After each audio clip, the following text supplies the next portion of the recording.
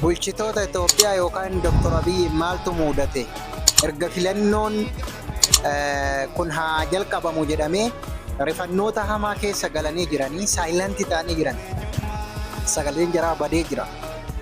Akka duraanii bakkuma arganitti suuraa kaanii viidiyoo kaanii of mul'isuun hafee jira. Maaltu isaan mudate?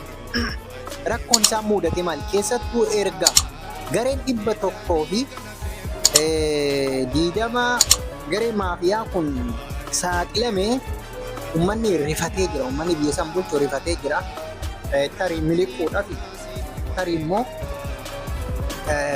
xiyyaara koree biyya dhiisee deemuudhaaf tarii harka kennachuudhaaf tarii filannoo kana hin moo'ama jedhee sodaateeti. Tarii immoo bulchiinsi biyya sanii isa dhibeeti. Asiin Tigraay illee lola irratti banuuf akka malee ho'aa jirti fakkaatti. Yoom akka banamu hin beekamne malee banuudhaaf qophaa'aa. Uummata Shaabiyaa wajjin walii galanii akkasuma faannoo wajjin walii galanii mootummaa kana aangoo irraa kaasuun danda'amee jira jedhanii lafa dhiitaa jiranii.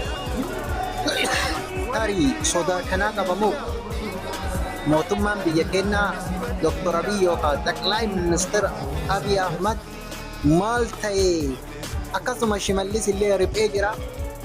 Yaadni jara keessa jiru maali?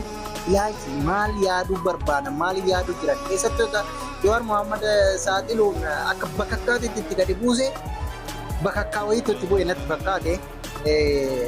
Maaliif wanti kuni akka zooree jarallee garee 120 keessa akka muummichi ministeeraa jiru, garee 120 san keessa akka Shimallis Abdiisaa jiru, garee 120 san keessa akka hooggantoonni gurguddaan kan akka Alamuu Simee, kan akka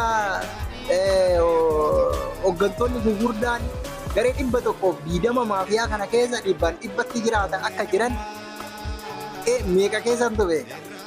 Muummichi ministeeraa jira, Shimallis jira, garee 120 warra shiftaa warra abbaa fedhe qalu hooggantoonni gurguddaan warri mallaqni kun sassaabamee bakka hundarraa mallaqa xiqqoo hambisanii kan akka jiranii eessa galan mallaqni sun deemee muummicha ministeeraa bira galaa Shimallis bika Oromiyaa keessaa Shimallis bira